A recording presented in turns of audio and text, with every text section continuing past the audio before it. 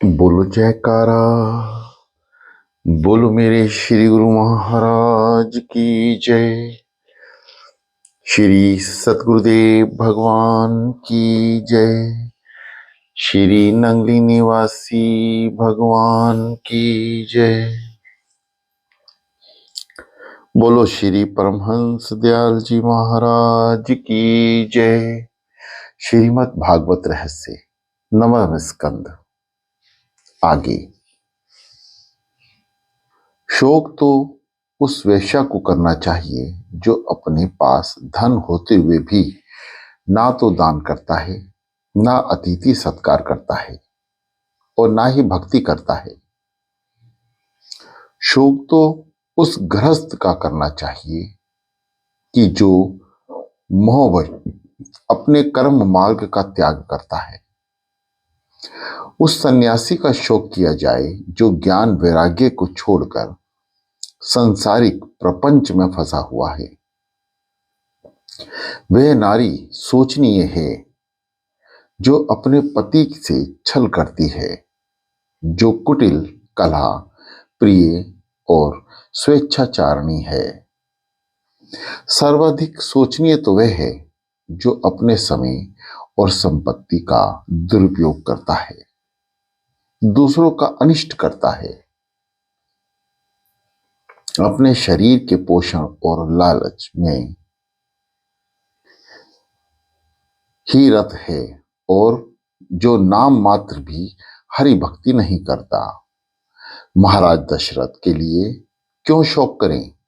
सच्चा राम प्रेम तो उन्हीं का था कि राम गमन के दुख से उनके प्राण पखेरु उड़ गए। उनका तो यह लोक भी सुधर गया और परलोक भी। भरत वनवास को अवधि समाप्ति होने पर राम का पुनः आगमन के बाद तुम जो चाहो सो करना, किंतु कल तो हम तुम्हें राज सिंहासन पर आरूढ़ करेंगे ही। आज अयोध्या अनाथ है, उसे सनाथ करना है। तुम्हें कौशल्या ने भी भरत को वैसे ही आज्ञा दी। भरत जी उत्तर देने के लिए खड़े हुए। राम सीता के स्मरण से उनकी आंखों में आंसुधारा बहने लगी। पिताजी स्वर्ग में गए और रामचंद्र जी वन में। अब मेरा राज्याभिषेक होने पर मुझे कौन सा आनंद और सुख मिलेगा? अयोध्या की प्रजा को भी क्या लाभ होगा? सभी अनर्थों का कारण मैं ही हूं। जगत में मुझ पापी का जन्म ही ना हुआ होता तो अच्छा होता। मेरे पिताजी को तो सदगति प्राप्त हुई है, उनके लिए मुझे अधिक दुख नहीं है। मुझे जो दुख है वह तो यह है कि मेरे ही कारण मेरे बड़े भैया को बाल्यकाल धारण करके नंगे पांव वन में भटकना पड़ रहा है। रघुनाथ जी के बिना सब कुछ व्यर्थ है। मुझे तभी शांति मिलेगी कि जब मैं अपने भाई भाभी का दर्शन पा सकूंगा। कैकई का ये पुत्र कैकई से भी अधिक अधम है। रामचंद्र की सेवा करने में ही मेरा जीवन की सफलता है। जिस राज्य सिंहासन पर कभी महाराज भागीरथी विराजते थे, उस पर बैठने की मेरी पात्रता नहीं है। मुझे आज्ञा का आशीर्वाद दीजिए। मैं कल रामचंद्र के पास जाऊंगा। आप प्रार्थना करें कि वे मेरे साथ अयोध्या वापस आएं। मैं उनसे अपने पापों की क्षमा याचना करूंगा। वे मेरे स्वामी हैं, मैं उनका सेवक। राम सीता का स्मरण करते हुए भरत की आंखों में आंसू बह रहे थे। जनता को विश्वास हो आया कि भरत जी तो प्रेम की मूर्ति हैं। सभी राम का दर्शन करने के लिए भरत जी के साथ जाने की तैयारी करने लगे। भरत चरित्र में तुलसीदास जी की समाधि स्थापित हो गए थे।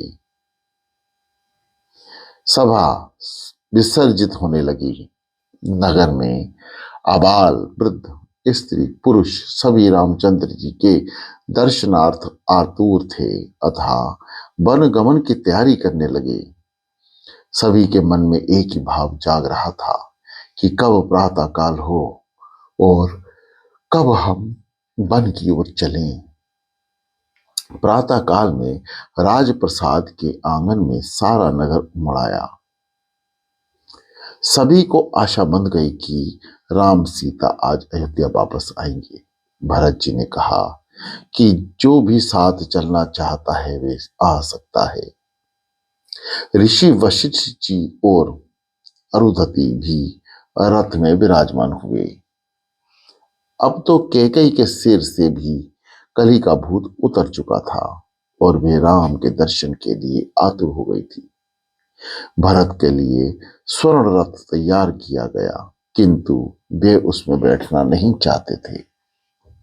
तो लोग कहने लगे कि यदि आप रथ पर सवार नहीं होंगे तो हम भी पैदल ही चलेंगे। माता कौशल्या ने भरत को समझाया कि यदि तू रथ पर सवार नहीं होगा तो अयोध्या की सारी प्रजा को कष्ट होगा। कौशल्या की आज्ञा से वे रथ पर सवार हुए। भरत जी आदि श्रृंगेरपुर के निकट आए तो गुहाक को सेवकों ने समाचार दिया कि भरत अपनी चतुरंगी सेना के साथ आ रहे हैं। गुहाक ने सोचा कि भरत सेना के साथ राम लक्ष्मण के साथ युद्ध करने जा रहे हैं। अगर ऐसा नहीं है तो सेना को भी क्यों साथ लाए हैं। गुहाक ने भील सेना को आज्ञा दी कि किसी को भी इस पार आने ना दिया जाए। एक वृद्ध भील ने गुहाक से कहा कि भरत शायद रामचंद्र जी को मनाने के लिए आ रहे हैं। गुहाक ने सोचा कि यह भी संभावित है। जल्दी में झगड़ा करना ठीक नहीं है। वे अपने मंत्री के साथ भरत से मिलने आए। सबसे आगे महर्षि वशिष्ठ जी का रथ था। गुहाक ने उनको साष्टांग प्रणाम किया। वशिष्ठ जी ने भरत से कहा कि भरत, राम का अंतरंग सेवक गुहाक तुमसे मिलने आया है। भरत की दृष्टि निर्गुण है। उनको प्रसन्नता हुई कि बड़े भाई का सेवक मिलने के लिए आया है। भरत के मनोभाव की परीक्षा के लिए राजा गुहाक अपने सात्विक, राजसिक और तामसिक तीनों प्रकार की भोजन सामग्री लेकर आए। कंदमूल सात्विक भोजन है, मिष्ठान राजसिक भोजन है और मांस मदिरा तामसिक। इन तीनों में से जिस पर भरत की दृष्टि सबसे पहले आकृष्ट होगी वही भाव भरत के मन में है, ऐसा समझूंगा। किंतु देखिए तो भरत ने इन तीनों में से एक पर भी दृष्टि नहीं डाली, क्योंकि वह तो निर्गुण है। मनुष्य के मन की परीक्षा आहार विहार से हो सकती है। भरत के मुख से तो बस राम नाम उच्चारित हो रहा था। गुहक को विश्वास हो गया कि भरत जी लड़ने नहीं, मिलने के लिए जा रहे हैं। राजा गुहक ने भीलों को आज्ञा दी कि अयोध्या की प्रजा को भली भांति स्वागत करो। भील लोग तरह तरह के फल, कंद, मूल फल ले आए और स्वागत किया। भरत जी ने गंगा जी को प्रणाम करते हुए कहा, माता, मैं आज कुछ मांग रहा हूं। जोरी पानी बर मांगो एहू, सिए राम पद सहज सनेहू। मेरी ये भावना है, मुझे अपना वरदान दो, मुझे यही वरदान दो, मुझे रामचरण प्रेम का दान करो। उनकी प्रार्थना सुनकर गंगा जी ने ध्वनित किया, तुम चिंता ना करो, सभी का कल्याण होगा। गुहक ने भरत को ये अशोक वृक्ष दिखाया जिसकी छाया में श्री राम ने विश्राम किया था। भरत ने उस वृक्ष को भी प्रणाम किया। श्री राम ने दर्भ की सेज देखकर तो उनका हृदय भर आया।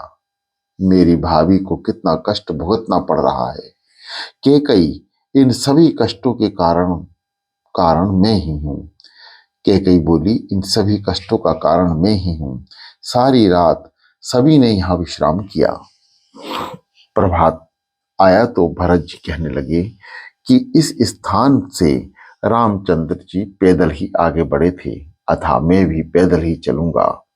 सभी के रथ आगे ले लो। आगे आगे सभी रथ चलने लगे और पीछे पीछे भरत, शत्रुघ्न और गुहराज पैदल चलने लगे। भरत की दशा करुणाजनक है। वह शत्रुघ्न के कंधे के सहारे हैं। हे राम बोलते हुए आगे बढ़ रहे हैं। धन्य है भरत को पिताजी से प्राप्त राज्य को अस्वीकार किया और बड़े भाई को मनाने जा रहे हैं। भरत की भक्ति दास्य भक्ति है। उनके जैसा बड़भागी और कौन होगा। भरत जी को रामचंद्र जी सदा याद करते हैं। जग जपु राम, राम जपु जेहि। स्वयं ईश्वर जिसका स्मरण करे उसी की भक्ति सच्ची भक्ति कही जाएगी। जीव ईश्वर को याद करे यह तो सामान्य सहजिक बात हुई, किंतु स्वयं ईश्वर जिस जीव को याद करते हैं वे धन्य हैं, उनकी भक्ति धन्य है। भरत जी के पांव में चलते चलते छाले पड़ गए, किंतु वाहन में ना बैठने की उन्होंने प्रतिज्ञा ली है। वे सब प्रयागराज आए। भरत जी ने प्रणाम करते हुए कहा, तीर्थराज, मैं और कुछ तो नहीं चाहता, मात्र एक ही मांग है मेरी। अर्थ ना धर्म ना काम रुचि, गति ना चाहूं निर्वाण। जन्म जन्म रति राम पद, ये वरदान न आन। लोगों ने भरत जी से कहा कि मुनि भारद्वाज के आश्रम में भी जाना चाहिए। भरत ने कैकेयी से कहा, कैकेयी, तुमने मेरे सुख पर कालीमा पोत दी है। मैं संतों को अपना मुंह कैसे दिखाऊंगा। तीर्थ का नियम है कि जब तक वहां साधु संतों का संग ना किया जाए, जब तक तीर्थ यात्रा फलवती नहीं होती। भरत जी भारद्वाज मुनि के आश्रम में आए। मुनि ने भरत जी से कहा कि शोक ना करो, यह तो सब ईश्वर की ही लीला है। तुम तो बड़े भाग्यशाली हो, भगवान रामचंद्र तुम्हें प्रतिदिन याद करते हैं कि तुम जैसा कोई भाई नहीं है। भ्रातृ प्रेम का आदर्श स्थापित करने के लिए आज तुम राम को मनाने के लिए जा रहे हो, ये अच्छी बात है। सभी साधना का फल राम दर्शन है। साधन करने से ही हमें राम दर्शन का लाभ हुआ, किंतु राम जी के दर्शन का फल तो भरत जी हैं। हम तुम्हारे दर्शन से कृतार्थ हो गए। राम के दर्शन के बाद मैं सोचा था कि उनके दर्शन का फल क्या हो मिलेगा। मेरी समझ में आ गया कि राम दर्शन का फल ही भरत दर्शन है। भरत जी ने वहां वार्तालाप किया। इन सभी अनर्थों और दुखों का कारण मैं ही हूं। भारद्वाज ऋषि ने भरत से कहा, राक्षसों का वध करने हेतु ही रामचंद्र जी ने सारी लीला रची है, अतः तुम्हें शोक नहीं करना चाहिए। भारद्वाज ने आणिमा आदि ऋषि सिद्धियों का आह्वान करके भरत और उनके साथ आए हुए सभी लोगों का भली भांति स्वागत किया। राम जी ने दर्शनार्थी का भली भांति स्वागत होना कोई आश्चर्य की बात तो है नहीं। भरत ने भक्त प्रेम की परीक्षा लेने की इच्छा से भारद्वाज मुनि रात्रि के समय वहां आए। उन्होंने देखा कि भरत जी ने दर्भासन बिछाकर आसन किया है और नासिका पर दृष्टि स्थिर करके सीताराम का जाप कर रहे हैं। अणिमा सिद्धि ने उनसे भोजन और विश्राम करने की विनती की, किंतु भरत जी ने कहा, राम मिलन के बाद ही मुझे सच्ची विश्रांति मिलेगी। भरत के राम प्रेम का वर्णन कर ही कौन सकता है। वाणी के सामर्थ्य के बाहर की वस्तु है ये। प्रातः काल में भरत भारद्वाज फिर से वहां आए। सारी रात भरत ने शैया का स्पर्श तक नहीं किया था। भरत जी को ऐसी कठोर तपस्या से मुनि का हृदय भर आया। बोल उठे, भरत दर्शन ही राम दर्शन का फल है। भारद्वाज मुनि ने बहुत सी सिद्धियां बताई, किंतु भरत जी उनमें नहीं फंसे। चक्रवाक और चकवी रात्रि के समय साथ साथ नहीं रहते। यदि उन्हें पिंजरे में रखा जाए तो भी रात्रि के समय ये संयोग नहीं करते। ऋषि की परीक्षा लेने की इच्छा पिंजरा है। सिद्धियां भोग विलास की वस्तुएं चकवी हैं। भरत जी हैं चक्रवाक। भरत जी ने उन भोग विलास की सामग्रियों का मन से स्पर्श नहीं किया। जिसे भक्ति का रंग लग जाता है उसे सांसारिक भोग रोग समान ही लगते हैं। जब तक सांसारिक माया मीठी लगती है तब तक जीव को भक्ति का रंग नहीं लगता। भोग और भक्ति एक ही स्थान पर रह नहीं सकते।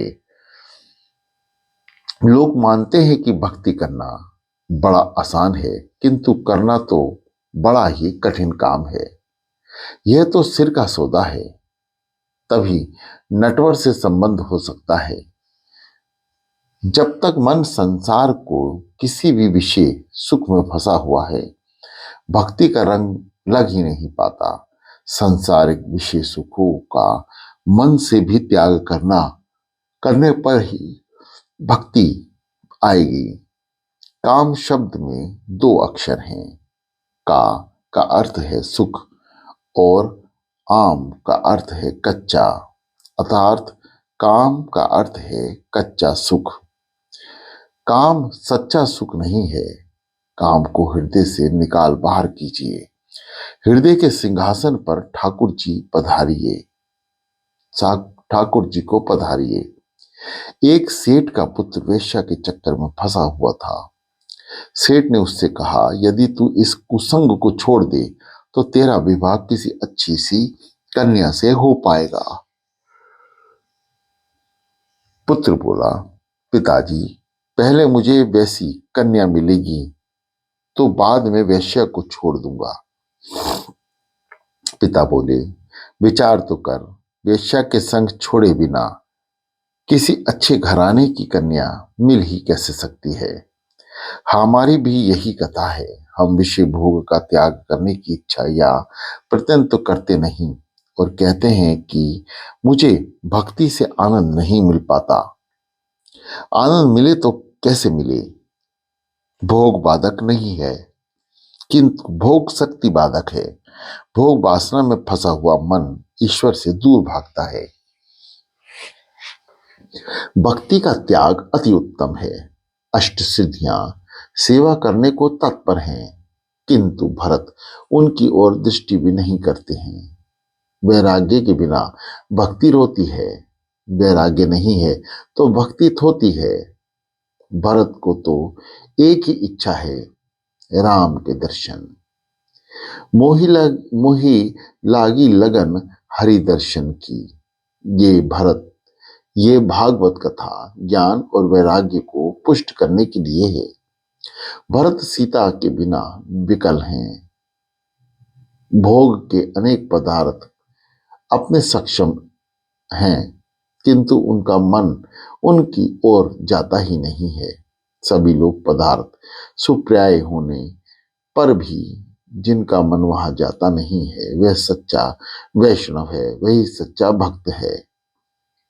जन्म जन्म रति राम पद, यही वरदान न आन। भरत जी त्रिवेणी गंगा से भिक्षा मांग रहे हैं। मुझे और कोई इच्छा नहीं है। मैं मोक्ष नहीं मांगता, अर्थ धर्म काम की भी कोई इच्छा नहीं है। अब तो मुझे राम दर्शन की ही इच्छा है।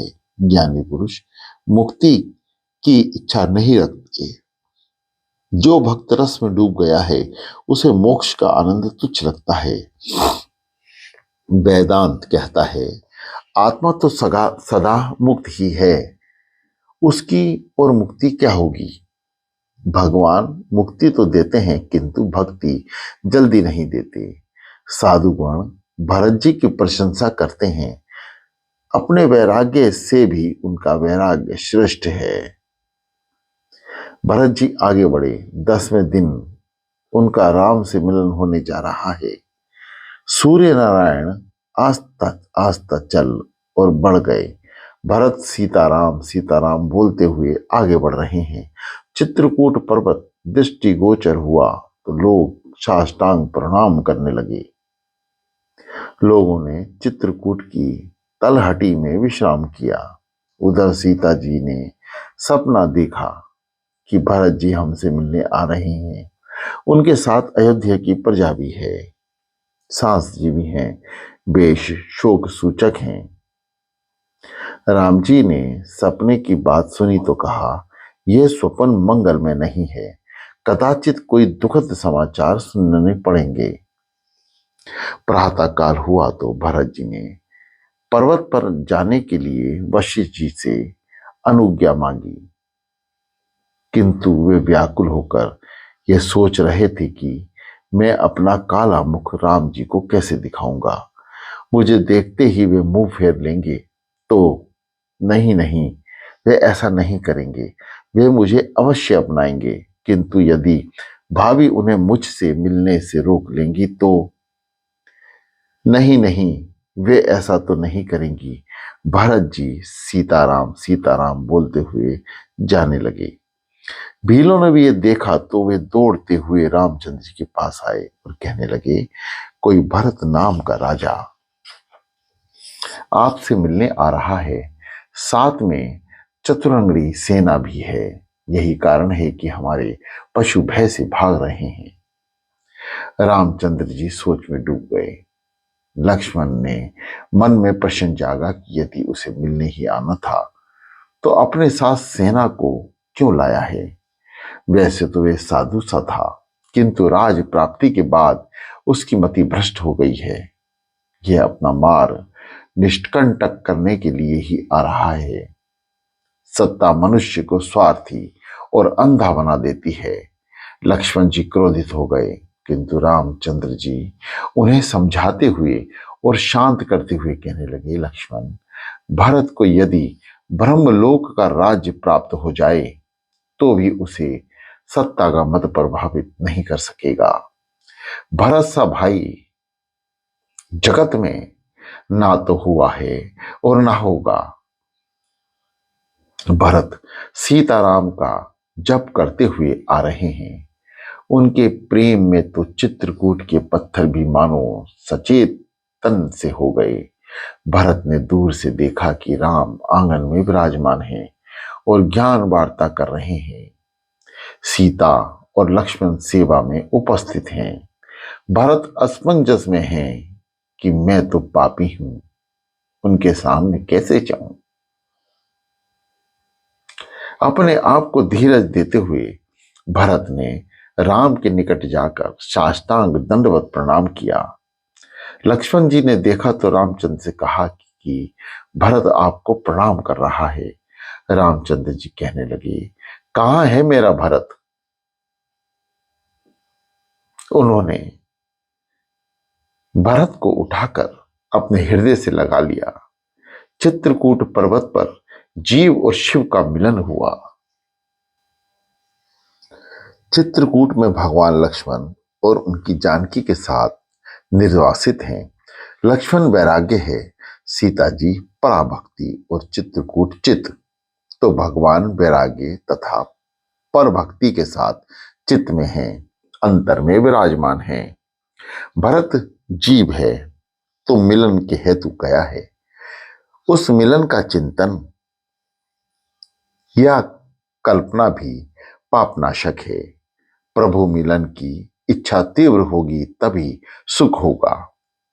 मेरा भरत दुखी है, इस विचार से राम के मुख से एक शब्द भी नहीं निकल पा रहा है। दुख हमारे अपने कर्मों का फल है। चाहे जैसा भी दुख आ पड़े, प्रभु से मत कहो। हमेशा सोचो कि मैं अपने सुख के लिए कृष्णा को कभी कष्ट नहीं दूंगा। सदा भगवान की सुविधा का ही विचार करो। भरत के साथ वशिष्ठ जी और माता जी भी हैं। भरत जी ने सीता जी को प्रणाम किया तो उन्हें आशीष दी। अब भरत को विश्वास हुआ कि उन्होंने मेरे पाप को क्षमा कर दिया। रामचंद्र जी ने वशिष्ठ जी को प्रणाम किया और कैकई से मिले। कैकई दुख और पश्चाताप से कतार हो गई। राम जी ने उसे समझाया, मन में कलेश ना करो, आपका कोई दोष नहीं है, ये तो विधि की लीला है। ये सभी माताओं से मिलने और सभी को धीरज बंधाया। साजसी के दुख से सीता जी व्याकुल हो गई तो कौशल्या का हृदय सीता जी को तापसी वेश में देखकर भर आया। कौशल्या ने दशरथ जी के महाप्रयाण की बात सुनाई। रामचंद्र जी विलाप करने लगे, पिताजी के प्रेम को याद करके रो दिए। रामचंद्र जी ने पिताजी का श्राद्ध किया। भरत को एक ही चिंता है कि राम सीता लौटेंगे या नहीं। वे अपने मुख से इन्हें कहूं भी कैसे। वशिष्ठ जी परीक्षा लेना चाहते हैं भरत की, सो उन्होंने भरत से कहा कि तू उनसे विनती करना। भील लोगों ने अयोध्या की प्रजा का स्वागत किया। लोग उन्हें भेंट दे रहे हैं, किंतु भील तो कुछ स्वीकारते ही नहीं हैं। रामचंद्र के आगमन से पहले यदि उन्हें कुछ दिया जाता तो वे अवश्य ले लेते, किंतु रामचंद्र जी के दर्शन होने से उनकी मनोवृत्ति बदल गई है। रघुनाथ की दृष्टि ही चमत्कारी है। रघुनाथ के दर्शन से पाप छूट गया है। चोरी, मारकाट, हिंसा आदि भी छूट गए हैं। रामचंद्र जी के दर्शन से यदि चित्रकूट के अनपढ़ आदमी भीलों तक का जीवन सुधारता है, तो भी यदि हमारा जीवन सुधर नहीं पाता तो इससे बड़ा दुर्भाग्य और क्या हो सकता है। रामचंद्र ने दर्शन के स्वभाव सुधरना आश्चर्य की बात नहीं। रामचंद्र के दर्शन से स्वभाव सुधरना आश्चर्य की बात नहीं है। अरे, उनके नाम जप से ही स्वभाव बदल जाता है। इधर प्रजाजन व्याकुल हैं। रामचंद्र की वापसी के बिना शांति उन्हें नहीं मिलेगी। वे कहते हैं कि भरत और शत्रुघ्न तुम वन में रहना, हम तो राम लक्ष्मण सीता को अपने साथ ही अयोध्या ले जाएंगे। भरत जी ने कहा, गुरुजी, मेरे ही मुंह की बात छीन ली गई है। यदि रामचंद्र जी अयोध्या वापस जाने को तैयार हो जाएं, तो हम 14 वर्ष तो क्या, जीवन भर वन में बिताने को तैयार हैं। कौशल्या ने सुना तो उन्होंने कहा, यह भी कोई बात हुई। मेरे लिए तो राम और भरत दोनों समान हैं। मैं किसी को गंवाने को तैयार नहीं हूं। वशिष्ठ जी कहने लगे, लोग मुझे ब्रह्मनिष्ठ समझते हैं। आज भरत को देखकर मुझे लगता है कि वह मुझसे कई गुना श्रेष्ठ हैं। राम भरत के सुख का उपाय बताओ। राम भरत जो कहें मैं वह करने को तैयार हूं। वह अपने मन में कोई संकोच ना करें, ना रखें। मैं उसे प्रसन्न नहीं करूंगा। भरत को लगा कि बड़े भैया ने उनसे सभी पाप क्षमा कर दिए हैं। उन्होंने कभी मेरा दिल दुखाया नहीं है। भरत जी कहने लगे, मैं तो आपका सेवक हूं। आपकी आज्ञा शिरोधार्य है। आपके राज्य अभिषेक का सारा प्रबंध हम करके ही आए हैं। आपका ही राज तिलक किया जाए। अयोध्या वापस लौटकर आप सबको सनाद कीजिए।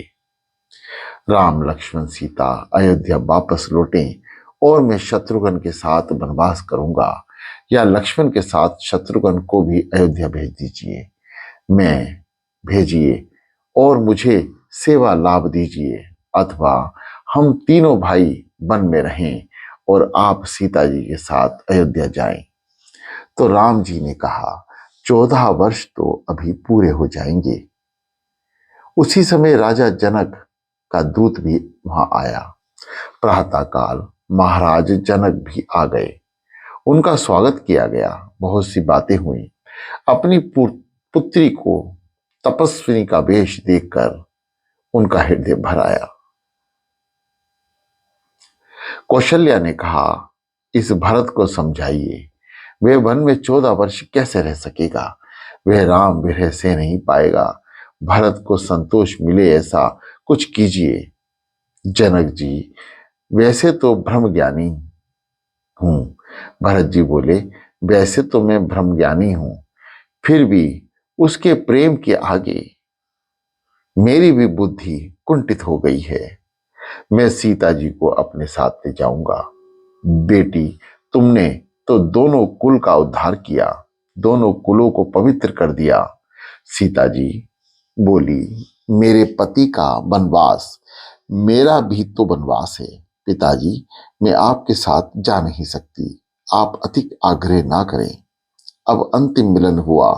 भरत आज्ञा मांग रहे हैं। रामचंद्र जी बोले, भरत, मैंने आज तक कभी तेरा मन नहीं दुखाया, किंतु आज की बात ही कुछ और है। हम दोनों को तो हम दोनों को ही पिताजी की आज्ञा का पालन करना है। एक आज्ञा का पालन मुझे करना है और दूसरी तुम्हें। भरत जी बोले, नाथ, मैं अकेला कैसे जाऊंगा? मुझे कुछ अविलंबन दीजिए। भरत को रामचंद्र जी ने अपने स्मरण के स्वरूप में अपनी चरण पादुका दी।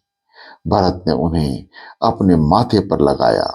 बंधु प्रेम का आदर्श स्थापित करने के लिए भरत सीताराम सीताराम रटते हुए अयोध्या वापस लौटे।